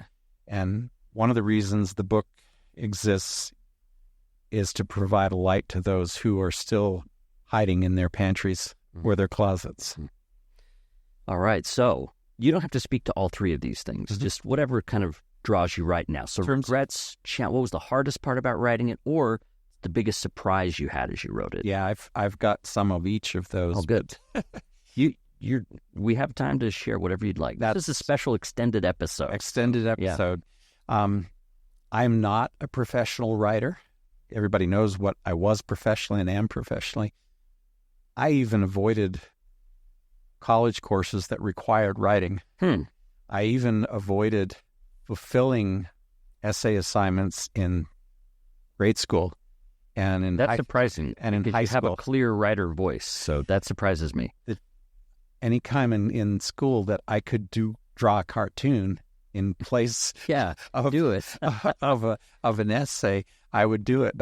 I convinced a lot of people, a lot of teachers, to let me do things graphically rather than with words. I learned to write in my career very succinct technical documents. The leaders of the church were constantly needing to consider major issues, and I became extremely adept at fleshing out a major issue on a single piece of paper. Very technical writing kind of way. Make it clear, make it short. Make it clear, make it brief, and provide a recommendation. And it was those single-page agenda items that the church leaders used to make all of their policy decisions and so forth.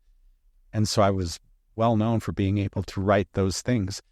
As I approached my memoir, it's clearly a very different writing responsibility and style. I had been writing down and keeping journals and recording stories for years that have found their way into this book. When I started to compile those, I've used the analogy, I really felt like I was taking big handfuls of wet spaghetti and throwing them at the wall to see which one stuck. So I took all of these stories of my life and experiences and put them into a 140,000-word draft manuscript and submitted that to Signature Book. And key to this experience working out was having Barbara Jones Brown from Signature Book, the director of Signature Book, serve as my editor. And She's a terrific writer in her own right, researcher, historian, Yeah. And in many ways, she brought her knowledge of communicating history to my book. And so there are undertones here that make Dictates of Conscience the history book of gender identity in the Mormon Church in the 21st century. Yeah, you hit the mile, like the data's in there. It's an important book, not just because of your story, but it does tell the Mormon Church story as well. And Barbara helped me get to that point, but most importantly, she helped me learn, and it was hard for me. So what was the challenge? Here it is. What was hard for me was I told my stories thematically, and as much as I could kind of figure out the theme of each of these different stories, I would create these thematic chapters. Yeah. And as a historian, and it bugged me at first when she started doing this, she said, okay, take all of these things that you're talking about, which different themes happening concurrently, at various points in my life. And she said, and just tear them all apart and put them in order from 1961 to 1979 when you graduate high school. Yeah. Or something, and it was so foreign to me. Wow. I resisted. It was hard. I trusted her. And I went through exercise after exercise of tearing multiple chapters apart that I thought had nice thematic flow. Yeah, almost you thought, oh, here's the product. And she's like, let's remix. Yeah, and she said, you're going to like how this turns out. Okay. And well, it takes some faith. And at the same time, we had to cut it almost in half. Wow. Because 140,000 words. Release the uncut version. 140,000 words would be bigger than any of the volumes you have sitting on your very full bookshelves. In tearing them apart and placing them almost exactly chronologically, it shows something else. It shows the complexity of things that were going on at different phases of my life, dealing with things, particularly once I get to the adult portion of my story, that, this stuff is all happening at once. Yeah. Kind of thing. Yeah. And And then she helped me bring in some other kind of things that were happening at the same time. For example, in the church, the ordained women movement was happening at the same time they were trying to figure out what to do with transgender people. Yeah, women wanted to be ordained to the male priesthood. They tried to get into the priesthood-only meeting. Yeah. And that particular piece of history, which I wasn't very much a part of, except for the fact that I was living as a woman with priesthood. Yeah. And, it just makes for a very fascinating story. But see, I want to say that's one thing I appreciate about this book is it's clear to me that you're still doing work to reckon with the sort of male privilege that you've experienced as a church member, that you recognize that. You're working with that. Also, as a transgender woman and thinking through those things. So it's not the case that you've come out as a trans woman and you're just all for yourself at this point. It's clear from the book that you are really trying to be intersectional. You're thinking through the blind spots that you've had as perceived to be a white male patriarchal leader in this patriarchal church. And so you're doing work on that as part of coming out and being who you really are. Right. A lot of women have tread some very sacred paths in Mormonism to change the church's perception of the roles of women. There's much work to be done, but I can only stand in awe of my sisters who have walked those paths without the privileges that I've had. But I also can provide my unique insights and I describe this in the book, that never once when I was considering a spiritual decision in either work or in my ecclesiastical responsibilities where I served with my heart, might, mind, and strength, never once did I check my genitals to make a decision. Right. So the point is that my feminine heart and my soul was doing all of that, although my presentation was male and in some ways an imposter. Yeah, I was a woman who was doing these things, and if I could, others can too.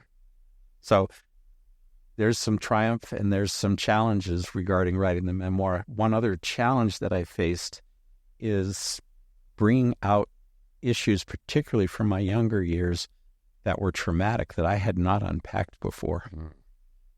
The story that I described about waking up in a cot and seeing my father lying in the bed where I'd fallen asleep, and the terror that I felt at that moment, I hadn't processed. And it happened, 55 years before. And in writing it and being stuffed behind the seat of that Thunderbird and all these things, being tied to a tree so I could play outside but wouldn't run away.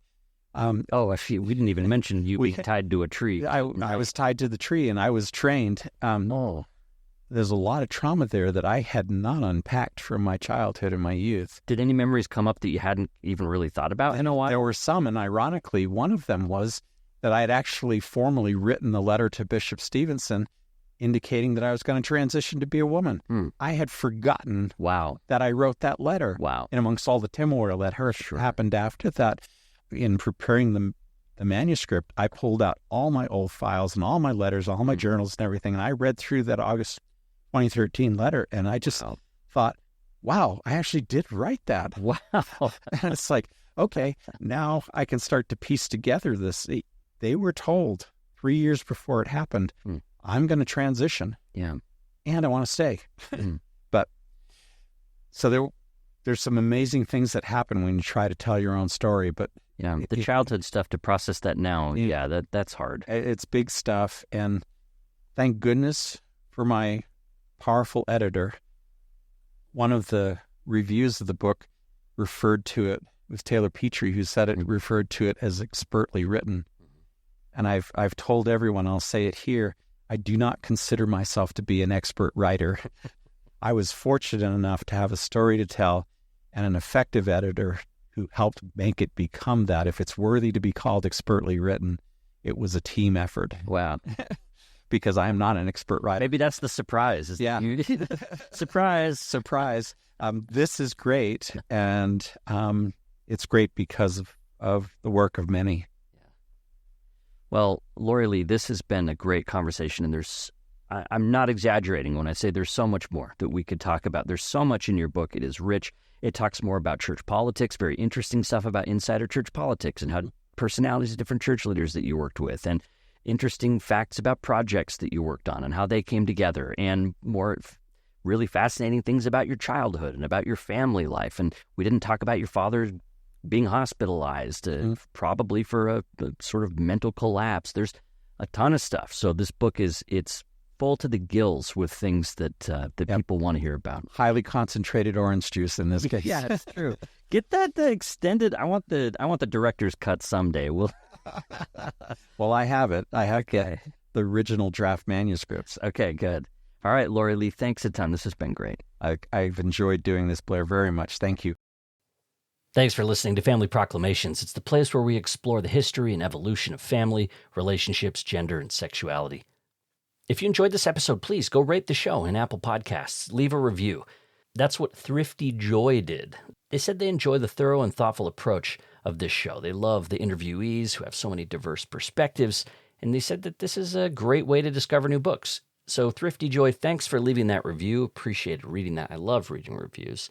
And it also helps grow the audience and bring in new guests. So go and do like Thrifty Joy did and do leave a review. Mates of State provides our theme song. Family Proclamations is part of the Dialogue Podcast Network. I'm Blair Hodges. See you next time on Family Proclamations.